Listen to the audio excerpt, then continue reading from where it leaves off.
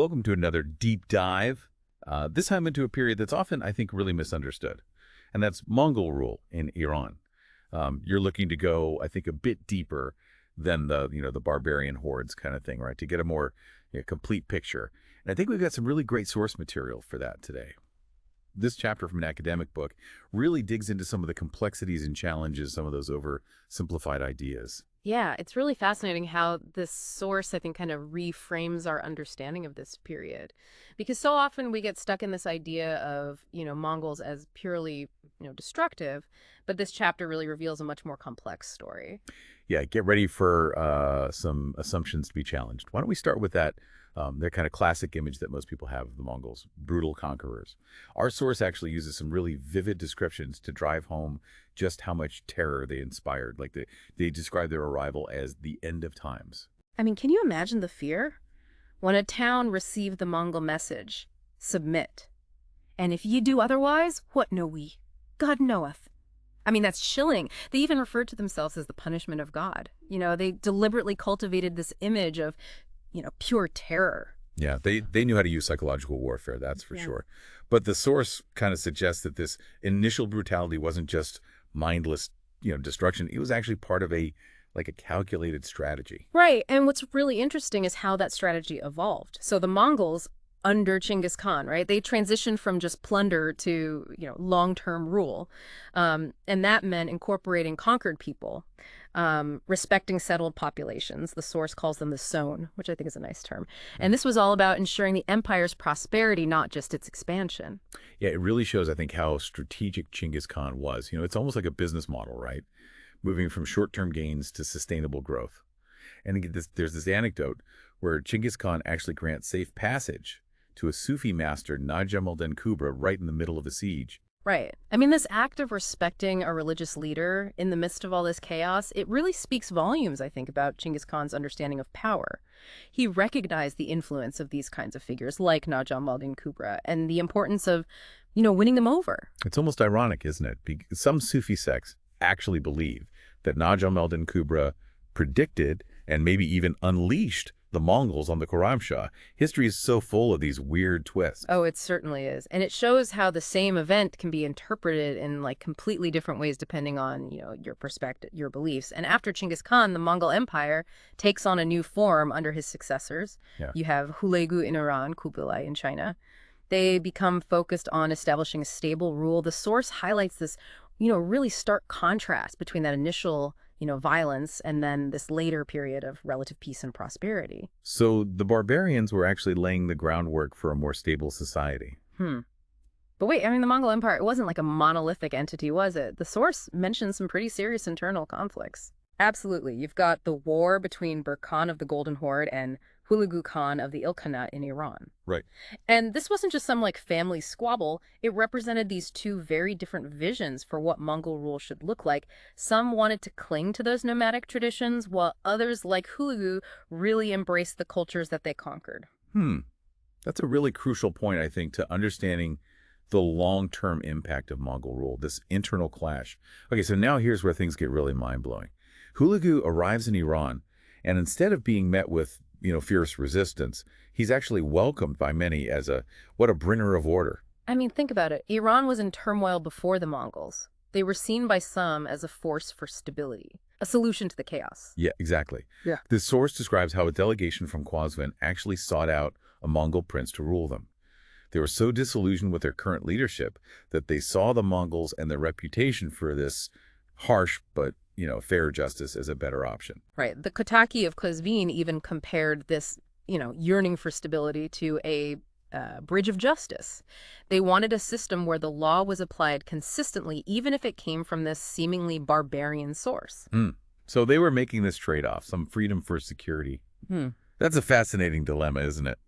And Hulagu, always the strategist, he capitalizes on this, fosters relationships with local elites, incorporates them into his administration. Right, that's the classic power move. Instead of just imposing his will, he's building alliances, leveraging existing structures.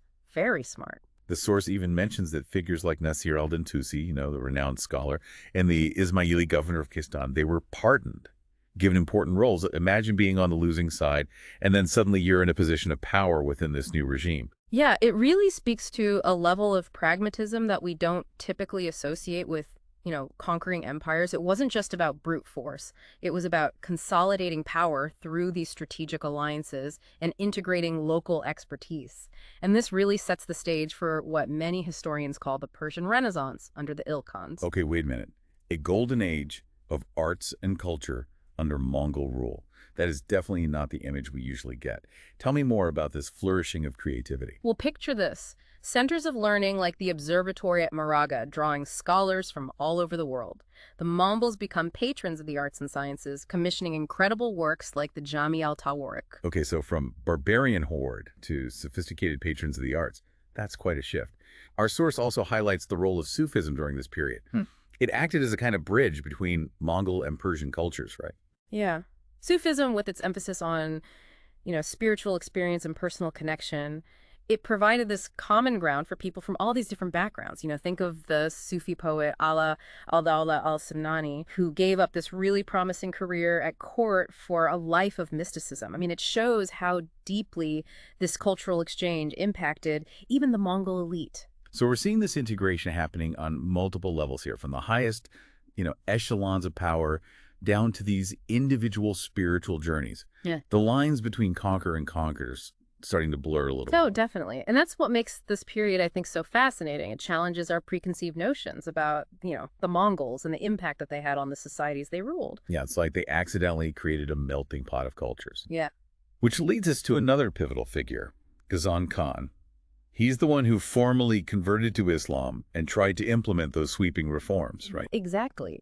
Ghazan Khan's conversion was a major turning point. It marked a significant step towards integrating the Mongols into Iranian society, moving away from their nomadic heritage and embracing the dominant faith of the region. Right, and his reforms aimed to change everything, from taxation to land ownership. The goal was to create a more, stable and just society. He even spoke out against the exploitation of the peasantry, which was a radical departure from traditional Mongol thinking. I mean, there's this quote where he basically says, if you abuse the peasants and take their stuff, what will you do next? Their children are just like ours. They are human beings like us. Wow, that is a powerful statement. It really challenges our image of Mongol rulers. It suggests a genuine attempt to break with the, exploitative practices of the past and to create a more equitable society. But our source reminds us that the main account of these reforms comes from Rashid al-Din, who was Ghazan Khan's chief minister. So, we have to consider his perspective and potential biases, right? Yeah. Oh, absolutely. Historical sources are rarely neutral. They're written by individuals with their own viewpoints and agendas. You always have to read between the lines and consider the context. So were Ghazan Khan's reforms truly transformative, or were they more symbolic? Correct. That's a question historians are still debating. It's an important question, and it speaks to, this ongoing process of reinterpreting history and uncovering new layers of complexity. But even with these attempts at integration, the Ilkhanate wasn't destined to last forever. Right. What led to their downfall? Was it external enemies? Internal strife? Well, surprisingly, the Ilkhanate didn't collapse because of military defeat. The last Ilkhan, Abu Sa'id, he died without an heir. And that triggered the succession crisis. The empire fractured, eventually fell to Timur. Oh, wow. So it's almost anticlimactic. Not a dramatic battle or a crushing defeat, but just a simple lack of an heir. But even though it was relatively short-lived, the Ilkhanate had a profound impact on Iran. Right. Their legacy goes way beyond, just the length of their rule, the cultural blending, the intellectual exchange, the architectural innovations. All of these things contributed to shaping the Iranian identity and culture that we see today. That's a great point. And, we've been talking about cultural exchange, but it wasn't just happening within Iran. The Ilkhanate had strong connections with the Yuan dynasty in China, right? Absolutely. And that's actually what we're going to explore in the next part of our deep dive. This wasn't just a local story. It was part of this vast network of exchange that spanned across Eurasia. Okay, so we're going global. Get ready to trace those fascinating cultural connections as we move from Iran to China and discover how these two parts of the Mongol world shaped each other. Welcome back to our deep dive into Mongol rule in Iran. You were just asking about the Ilkhanate's connection with the Yuan dynasty in China. It's amazing how this Mongol empire facilitated this massive cultural exchange, across Eurasia. We're not just talking about, trade routes. It's this web of knowledge, ideas, people reshaping entire societies. It's mind-boggling to think about the scale of it all. So how did this exchange actually play out? What kind of evidence do we have for this? Well, this source highlights some key figures who acted as these kind of bridges between Iran and China. Take Bolad Aga, for example. He was a high-ranking Mongol official sent to Iran by Kublai Khan himself. And he ends up collaborating with Rashid al-Din, the Persian vizier who was compiling that massive historical work, the Jami al-Tawarik. Ah, the Jami al-Tawarq, it keeps popping up. I'm starting to understand why it's considered such a monumental work. So what role did this Bolad Aga play? Well, he gave Rashid al-Din access to all these Mongol historical records and traditions, things that would have been completely inaccessible otherwise. It's a perfect example of how this exchange fostered this intellectual collaboration at the highest levels. It's like piecing together this giant historical puzzle with pieces coming from all over the empire. But it wasn't just about history, was it? This exchange touched on so many different fields. Exactly. The source mentions how Rashid al-Din established the center of learning in Tabriz called the Rabbi Mashidi, and it was modeled after the Hanlon Academy in Khanbalik. You probably know it better as Beijing. Wait, so they're replicating a prestigious Chinese institution in the heart of Iran. Precisely. And these two centers became hubs for all this intellectual and artistic ferment. They attracted scholars and artists from every corner of the Mongol world. You could have, Persian astronomers discussing the stars with Chinese calligraphers, Mongol poets debating verses with philosophers from Central Asia. It's like this giant think tank, a melting pot of cultures and ideas all fueled by this network of exchange that the Mongols created. But the impact wasn't limited to just institutions, was it? No, not at all. The source points out that Persians held really prominent positions within the Yuan administration. They served as officials, translators, advisors. I Yeah. mean, their language skills and knowledge of Islamic law made them invaluable assets. Wow. So they were basically these cultural ambassadors bridging the gap between the Mongol rulers and their Chinese subjects. And they made a real impact. The source mentions a Persian named Ala al-Din who rebuilt a mosque in Hangzhou back in 1281. I mean, imagine that a mosque in eastern China, a testament to the reach of this cultural exchange. And guess what? The mosque still stands today. That's incredible. A tangible reminder of the Persian presence in Yuan, China. Is there more evidence of this community? Oh, there is. The source mentions there's a fascinating discovery in Hangzhou, a cemetery that was once part of the imperial gardens, Yeah. and it's filled with all these tombstones bearing Persian inscriptions from the early 14th century. They tell the stories of military figures, high-ranking officials, religious scholars, wealthy merchants, all buried, far from their homeland. It's like stepping back in time and encountering these individual lives that were so interwoven with this grand historical narrative. It's a powerful reminder that even within, these vast empires, personal stories and cultural connections can flourish. It really is. And this exchange even influenced the physical landscape of the Yuan capital. Khanbalik, as it was known then, was actually laid out with the help of a Muslim architect named Ikhyar al-Din. So we're talking about Persian architectural influences shaping the very heart of Yuan China. Wow, I never would have imagined the Mongols would be such catalysts for cultural blending. It's one of the surprising aspects of their legacy, isn't it? This source highlights how, astronomy, astrology, medicine, map making, printing, even agricultural practices, all these things flowed between Iran and China during this period. It's a remarkable testament to how the Mongol conquest, despite their initial brutality, created this fertile ground for the exchange of knowledge and ideas. So, but did this exchange only last during the Mongol era, or did it have a more lasting impact? Well, the source points out that even after the Yuan and the Ilkhanate dynasties fell, these connections continued to shape both societies. Think of it as like a ripple effect extending far beyond, that immediate period of Mongol rule. Their conquests opened up all these channels of communication and interaction that continue to influence both regions for centuries to come. It's amazing to see how these seemingly separate historical narratives are actually so intertwined. Yeah. So all this talk about cultural exchange has got me thinking, did the Mongols, despite being known for, their military might, did they play a role in enriching Iranian culture? I mean, they came in as conquerors, but did they leave a positive cultural impact as well? That's a great question, and one that's worth exploring further. The Mongol conquest, while undoubtedly brutal, also led to this fascinating period of cultural blending and intellectual ferment in Iran. Let's delve into that aspect of their legacy. Okay, so we're back for the final part of our deep dive into Mongol rule in Iran. And you just raised a really intriguing question. Did the Mongols, despite their reputation as conquerors, actually contribute to like a richer, more vibrant Iranian culture? Right. It's a question that challenges that simple narrative of barbarian invasion. Mhm. The Mongol conquest, while it was undeniably destructive, it also kind of set the stage for this really fascinating period of cultural fusion and innovation. Okay, so let's unpack that. What evidence do we have for this, cultural flourishing? Well, this source points to, I think, several key areas where Mongol rule had a lasting impact. First, let's look at architecture.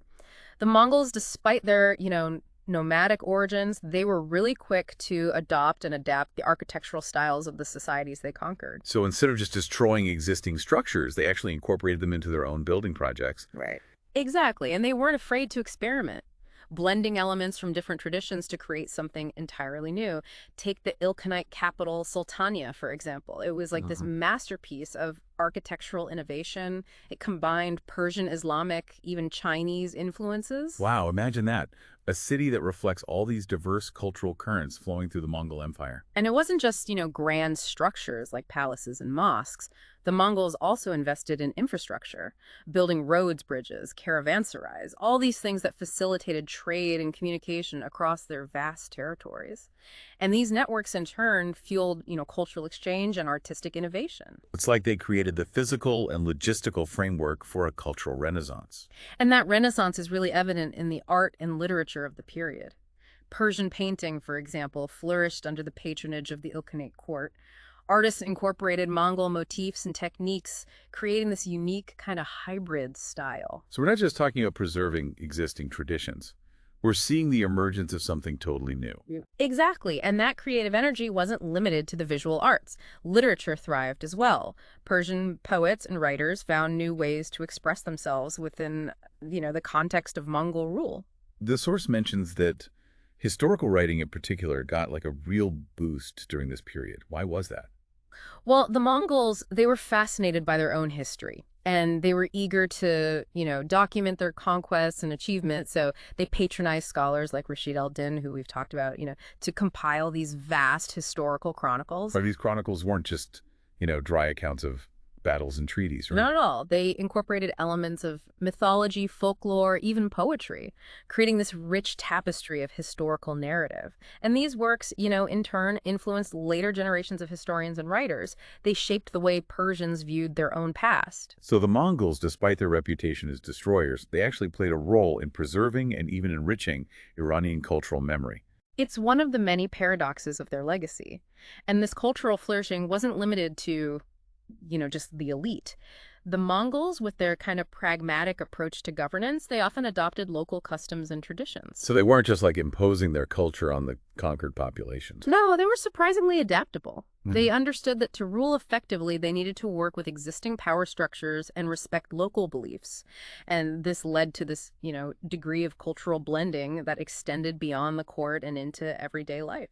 It's amazing to think about how this process of cultural fusion played out across, all these different levels of society.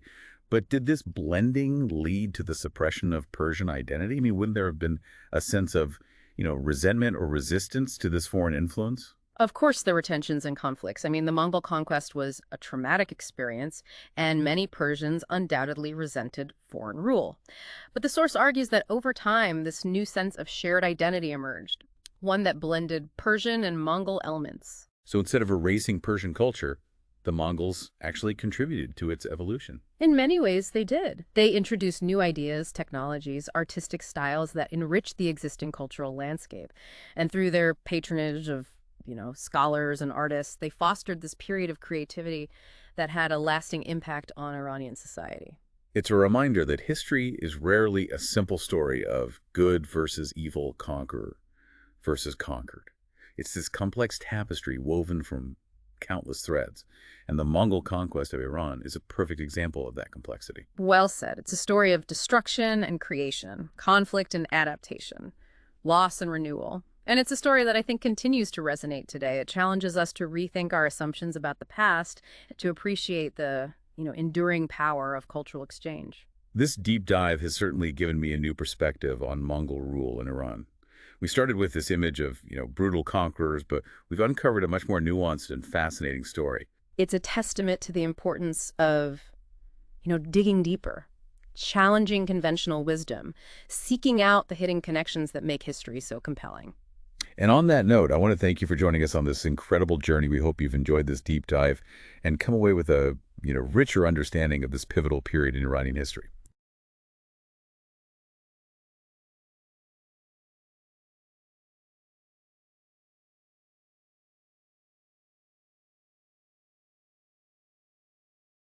Welcome to another deep dive, this time into a period that's often, I think, really misunderstood, and that's Mongol rule in Iran. You're looking to go, I think, a bit deeper than the barbarian hordes kind of thing, right? To get a more complete picture. And I think we've got some really great source material for that today. This chapter from an academic book really digs into some of the complexities and challenges, some of those oversimplified ideas. Yeah, it's really fascinating how this source, I think, kind of reframes our understanding of this period. Because so often we get stuck in this idea of, Mongols as purely, destructive, but this chapter really reveals a much more complex story. Yeah, get ready for